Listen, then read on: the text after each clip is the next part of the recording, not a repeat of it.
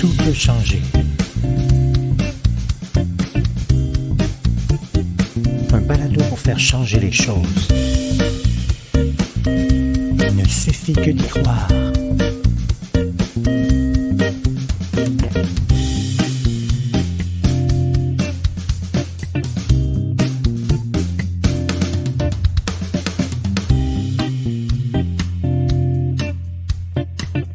Tout peut changer, tout peut changer.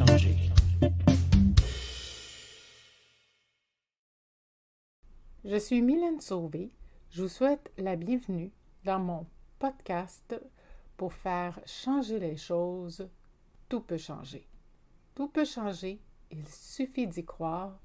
Un balado qui vous parle de violence conjugale. Je vous souhaite la bienvenue dans l'avant-dernier épisode de ma série de Tout peut changer. Aujourd'hui, je vous partage une très grande joie pour moi. Un autre beau jour, le jour où l'on m'a fait un cadeau inestimable. Quelqu'un m'a écrit une chanson. Avant de débuter, si jamais vous n'avez pas écouté les 2 premières saisons, je vous invite à aller le faire. La première saison, je vous partage ma vie d'enfant timide et à me faire dicter quoi faire. Et pour ce qui est de la saison 2, on va être plus au cœur de la violence conjugale. Finalement, dans la saison 3, donc je vous parle un petit peu plus de mon cheminement, qu'est-ce que je pensais, là, finalement, je pensais jamais y arriver, là, cette saison-là, ben honnêtement, je pensais ça super loin, puis finalement, on est déjà rendu. C'est fou comment que ça va vite, c'est fou.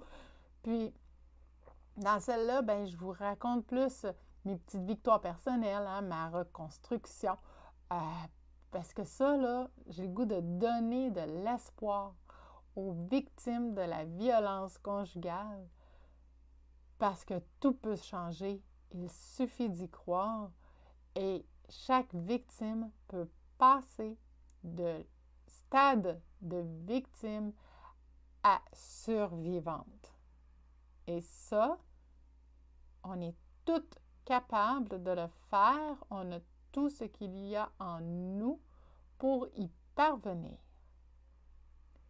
Ici, je ne veux surtout pas faire de fausses promesses, puis dire que c'est facile de passer à travers cette vie de victime. C'est loin d'être aussi simple que ça. Il faut pour commencer, comme je l'ai déjà dit, reconnaître qu'on est une victime de la violence conjugale. Puis ça, c'est pas toujours gagné d'avance. Je vous en avais déjà parlé dans un épisode précédent. Puis c'est ça qu'on vit aussi avec un conjoint qui est contrôlant à ce moment-là. Puis que on doit aussi, si jamais il y a du monde autour de nous qui nous offre de l'aide, bien, on doit l'accepter, cette aide-là. Puis faire des efforts pour y parvenir à passer de victime à survivante. Pour ma part, là, ça m'a pris, pas de farce, là, ça m'a pris pas loin de 6 ans à me dire que j'étais en train de m'en sortir. J'ai travaillé très fort, puis j'ai fait tout ce qu'on m'avait demandé de faire comme travail sur moi. Au début, je le faisais pour les autres. Après ça, je l'ai fait pour moi. J'ai compris que c'était pour moi que je le faisais, mais ça a été long. C'était long avant que je comprenne ça. Puis suite à cette relation-là que j'ai eu vraiment de la difficulté à dormir. Je l'ai dit souvent, c'est là que le processus d'écriture avait débuté, puis que le livre y a vu le jour. Puis j'en parle d'ailleurs dans un épisode précédent, un peu plus en détail de ce livre-là. Puis suite à cette relation-là, c'est ça, comme je disais, c'est là que j'ai commencé à écrire parce que j'avais de la difficulté à dormir. Donc, le livre, c'est comme ça que le livre a vu le jour. Donc, tout au long du processus d'écriture, il y a un moment donné que, comme j'ai déjà relaté dans un autre épisode, que je me cherchais un éditeur. Bon, une fois l'éditeur trouvé, je me suis dit que j'allais aller au Salon du livre. Ah, pourquoi pas? Puis que j'allais faire des conférences. J'ai fait des conférences, je suis allée 2 fois au Salon du livre. J'étais loin de penser qu'un jour, une personne sur cette terre-ci m'écrirait une chanson. J'étais loin de penser ça. Hey, moi, le fait de dire que j'avais été au Salon du livre, là, mon Dieu, hey, c'était déjà un gros accomplissement. Quelqu'un m'écrit une chanson, ah Seigneur, c'est le summum, là. Je vous ai parlé dans un épisode précédent que j'avais déjà été dans des dîners de rencontres d'affaires et à ce moment-là, ben, j'avais rencontré une personne qui m'avait, pour qui on avait cliqué et on avait beaucoup discuté, puis il croyait beaucoup en ma cause. Et il m'a dit que il y avait quelqu'un qui connaissait qu'on devait on devait absolument être en contact ensemble.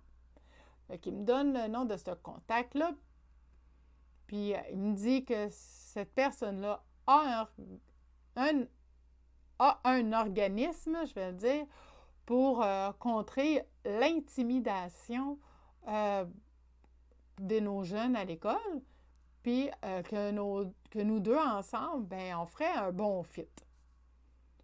Fait que j'ai dit, OK, correct, pourquoi pas. Tu sais, lui, il est victime d'intimidation. Moi, j'aide ceux de violence conjugale. Donc, pour lui, c'était un fit qui se faisait naturellement. Je prends donc contact avec Stéphane Roy, la fameuse personne que je devais rentrer en contact avec. Et puis, c'est lui, éventuellement, qui va m'écrire la chanson. Puis, c'est plutôt ma chanson, comme que je me plais à le dire si souvent. On prend rendez-vous ensemble, puis je me rends chez lui, toute nerveuse, pas trop sûre de moi, puis je lui remets mon livre. On a vraiment beaucoup parlé. Moi, là, j'étais chez eux, là, puis j'étais vraiment impressionnée par son studio de musique,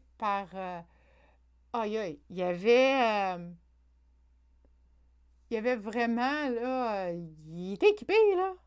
Puis la matrice de musique, la matrice, je sais pas trop, là, comment on dit ça, là, mais la matrice de musique qui est en moi, là, était servie, je peux-tu vous dire?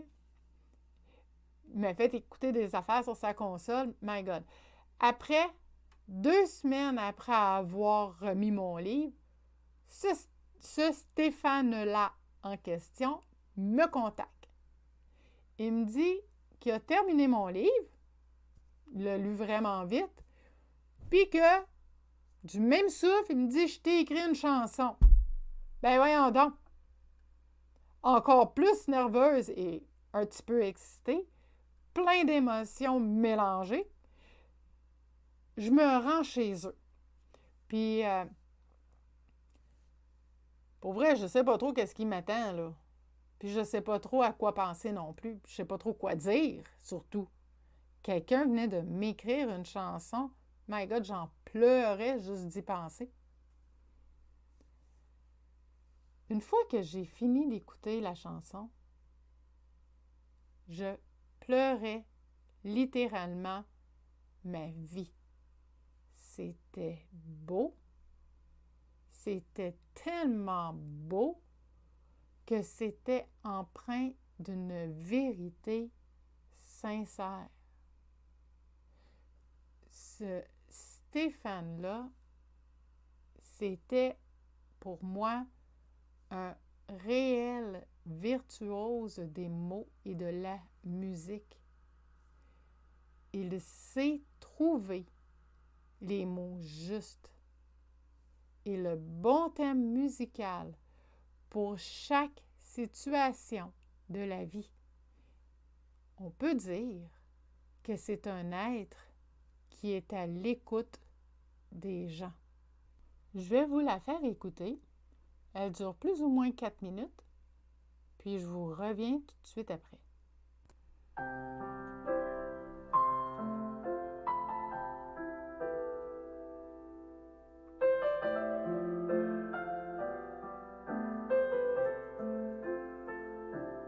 À tous ces êtres qui ont survécu, à tous ces gens non reconnus qui veulent de l'amour sans retenue, avec un cœur qu'on a détenu. T'as pas choisi cette destinée, une vie sombre, sans demander. Faut du courage pour passer ça. Tu n'es pas seul dans ce combat. Changer, tout peut changer. J'aimerais changer tes larmes, t'écrire une vie heureuse, toujours heureuse. Prends tout ton temps de pour rendre le temps, pour vivre vraiment.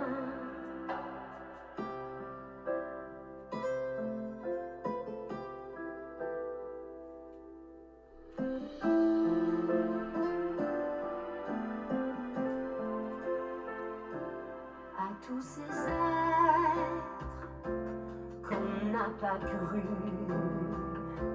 à tous ces gens qu'on n'a pas vus, qu'on a brisés dans la censure, qui portent le poids de leurs blessures. Changer, tout peut changer. J'aimerais changer tes larmes, t'écrire une vie heureuse, toujours heureuse.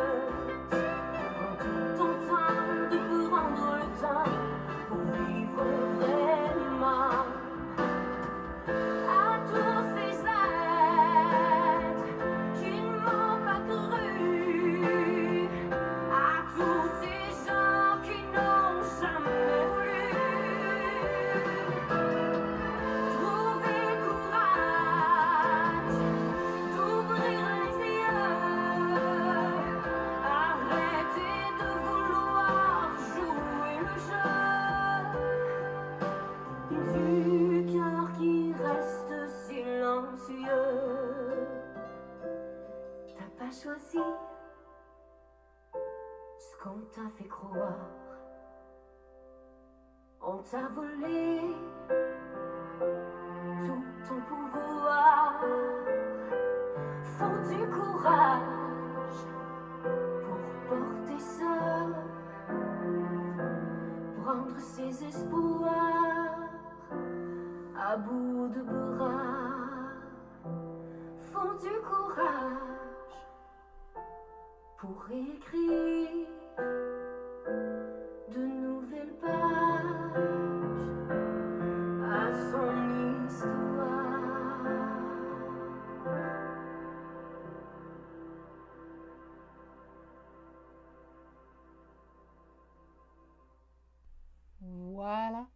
c'était ma chanson. C'était chanté par la fille de Stéphane Roy, Kéliane Roy. Elle a une voix magnifique.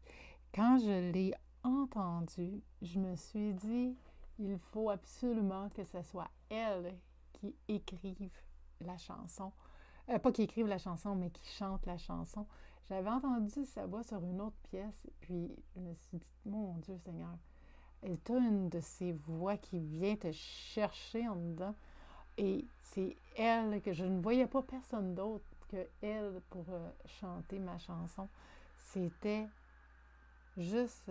je trouvais que c'était comme si c'était un ange qui nous partageait cette chanson-là. C'était vraiment, pour moi, tout naturel de lui demander. Et pour revenir à Stéphane, donc Stéphane, vous savez, j'ai réalisé avec cette personne-là qu'il y a encore du monde sur cette terre qui ont le cœur à la bonne place. Et lui, il en fait partie. Puis, je lui en serai toujours, toujours, toujours reconnaissante. Maintenant, comme vous pouvez le constater, la chanson est composée.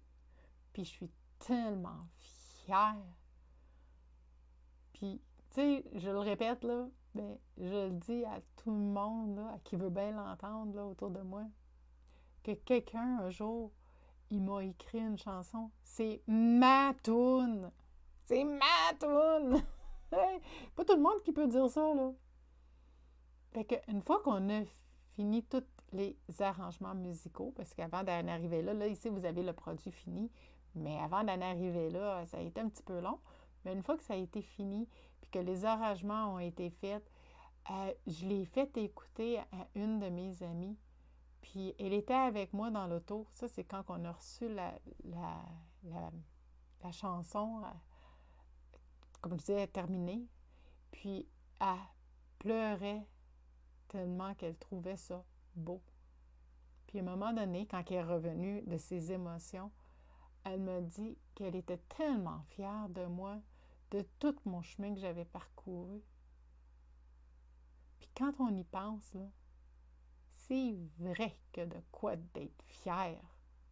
J'ai réussi à passer de victime à survivante de la violence conjugale.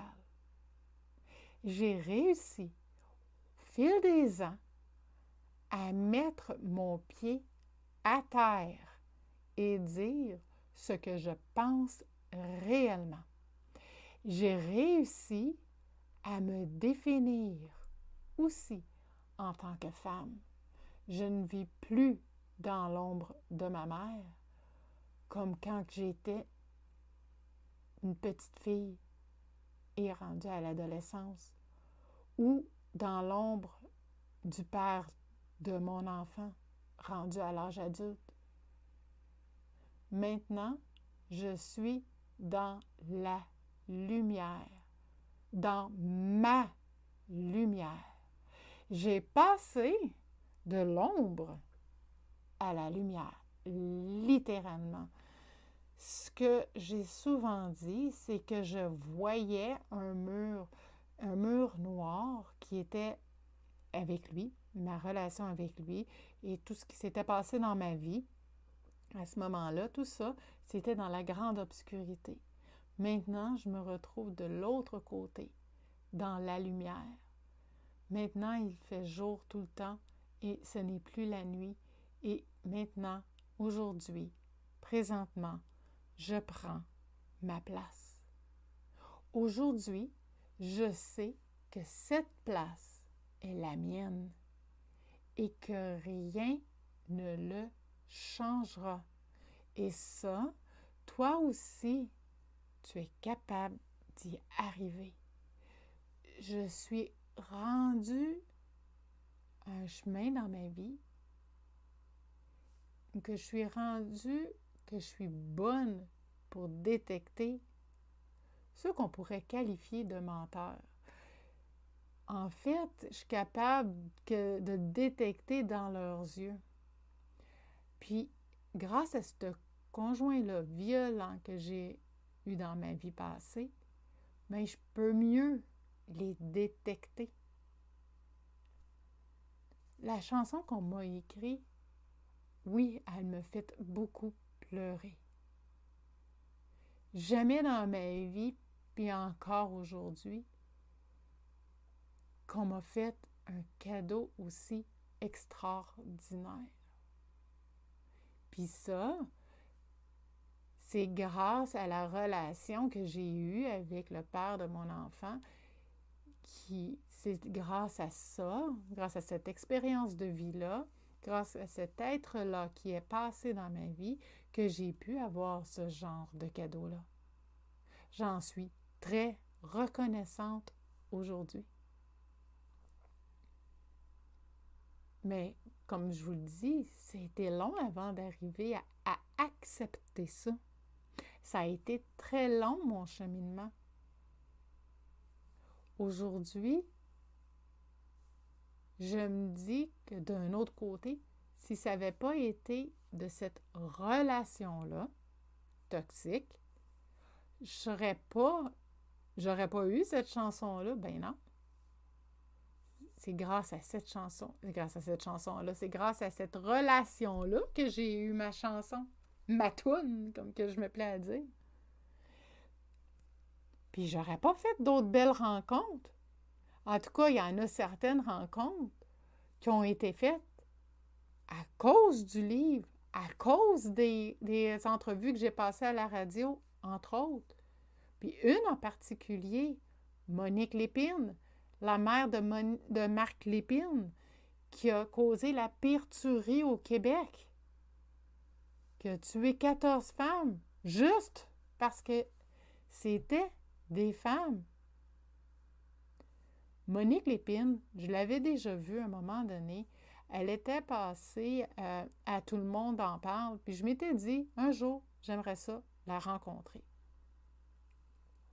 Ben un jour, je l'ai rencontrée. Je vais vous raconter un peu comment ça s'était déroulé. C'est que j'étais passée, à un moment donné, à la radio. J'avais eu une entrevue. Puis, c'était une de mes amies que je connaissais qui était animatrice déjà à la radio. Puis, je lui ai demandé une entrevue. Puis, ils m'ont appelé. Puis, on a passé l'entrevue ensemble comme ça à la radio. Et il y a une dame du Centre de femmes de la Chute qui m'a entendue, pas au complet, mais une bonne partie de l'entrevue. Puis, elle m'a entendu discuter avec cette personne-là de toute mon expérience et de mon livre et de tout ce que j'avais vécu. Et ces personnes-là au Centre de femmes cherchaient une deuxième conférencière. Puis, quand elle m'a entendu, mais ils ont tout de suite voulu m'avoir avec eux autres pour faire la deuxième conférence. La première conférencière, c'était Monique Lépine. Hey, je peux-tu vous dire que j'étais aux anges? Hein? Comme que je viens de vous dire, je l'avais vue déjà à Tout le monde en parle, qui est une émission ici au Québec. Ça doit faire 20 ans maintenant que ça joue et que c'est à tous les dimanches soirs. Et ils ont des invités, et je l'avais déjà vu. Ils ont des invités à tous les dimanches soirs, ils ont des invités différents. Et là, à cette époque-là, ça doit faire une quinzaine d'années là, que je l'avais vu, même ça fait même plus que ça. Ça fait des années que je l'avais vu à cet épisode-là. Et je m'étais dit à cette époque-là, j'aimerais ça la rencontrer un jour. Et le jour est venu où que je l'ai rencontrée, et ce jour-là, ça a été le dernier jour qu'elle faisait une apparition en public. Elle nous a dit que c'était la dernière conférence qu'elle faisait. Elle venait de donner une entrevue à la radio, je ne me souviens plus avec qui, et puis c'était sa dernière entrevue à la radio. Là, c'était sa dernière conférence, et que là, c'était venu le temps de passer le flambeau, et elle m'a transmise le flambeau. Ben oui, Madame Lépine venait de passer le flambeau à moi, et j'en étais très, très honorée, très émue. Puis, je me souviendrai toujours, avant la conférence, on était là plus de bonne heure. Et puis, je suis arrivée face à face avec elle, avec Madame Lépine, petite femme, très fragile, très frêle, est arrivée et puis elle m'a dit « Ah, je te cherchais. » Elle dit « J'aimerais tellement ça, avoir ton livre. » Puis moi, je m'en allais la voir parce que je voulais lui parler. Puis oui, je voulais avoir son livre, évidemment. Et puis, on a fait un échange de livres. On s'est pris dans nos bras. Ça a été une expérience pour moi, là. Ah, j'en ai encore des frissons. C'était magique. Ça a été une expérience formidable. J'ai été vraiment choyée, honorée de pouvoir la rencontrer et de pouvoir lui parler. Pour moi, cette femme-là, elle représente tellement de la résilience, tellement une belle profondeur. Elle est une combattante aussi, à sa façon. Parce que pauvre elle, mon Dieu que je ne voudrais pas être dans ses souliers. Pauvre elle. Avoir le fardeau de porter ça comme titre mère de Marc Lépine, le tueur de la pire tuerie. Elle nous racontait ça. Moi, j'en avais des frissons dans le dos. Ben, si ça n'avait pas été de ce livre-là, je n'aurais pas pu la rencontrer. Et si ça n'avait pas été de ce livre-là, je n'aurais pas eu ma chanson. Aujourd'hui, j'en suis vraiment reconnaissante. Comme je vous dis, je dis souvent, mais j'ai souvent dit que j'étais reconnaissante de tout ce qui m'était arrivé, que ce soit positif, que ce soit négatif dans ma vie, tout ce qui m'est arrivé, tout ce qui s'est produit dans ma vie, je l'ai pris comme une expérience. Oui, ça a été des dures épreuves, mais il y en a aussi eu des belles choses qui sont arrivées dans ma vie et qu'il y a des belles choses qui me sont arrivées. Puis ça aussi, tu sais, c'est comme un équilibre dans le fond entre le positif et le négatif. Tu sais, oui, on a du négatif qui nous arrive, mais éventuellement, c'est sûr qu'on va avoir le positif qui va nous retomber dessus. C'est indéniable. C'est une question de balance. Donc, ça a été vraiment pour moi une belle expérience de vie.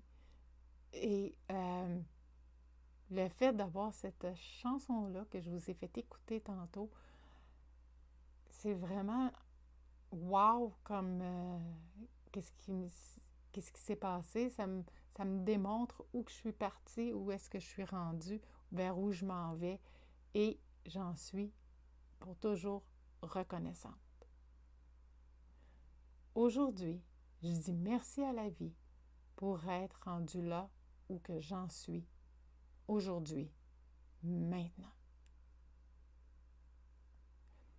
En espérant que mon épisode du jour vous a un peu inspiré, j'ai déjà hâte de vous reparler, mon Dieu, dans mon dernier épisode de podcast. J'ai hâte puis j'ai pas hâte en même temps. Et puis, dans le fond, dans le dernier épisode, c'est lui qui va venir boucler la boucle de ce long chemin que j'ai parcouru dans la peine, dans la joie et dans la résilience.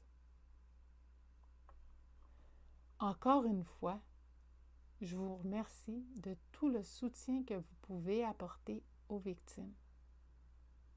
Et à toi, la victime qui m'écoute, sache qu'il y a la lumière au bout du tunnel et que cette lumière, elle n'attend que toi pour que toi aussi, tu puisses briller de 1001 feux. On se parle dans le dernier épisode. Si jamais ça te dit d'en apprendre un peu plus sur moi, je t'invite à te procurer mon livre « La guerrière, le combat d'une femme pour sa liberté ». 1$ des ventes vont aller à l'Ombrelle, un centre d'aide aux femmes victimes de violences conjugales. C'est eux qui m'ont aidé, dans le fond, à me remettre sur pied et à comprendre que j'étais une victime de violences conjugales. Et donc, je voulais, comme on dit, redonner au suivant. On se reparle dans mon dernier épisode. D'ici là, portez-vous bien.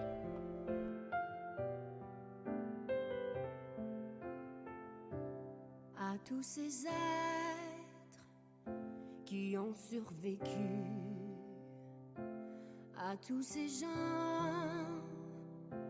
non reconnus qui veulent de l'amour sans retenue,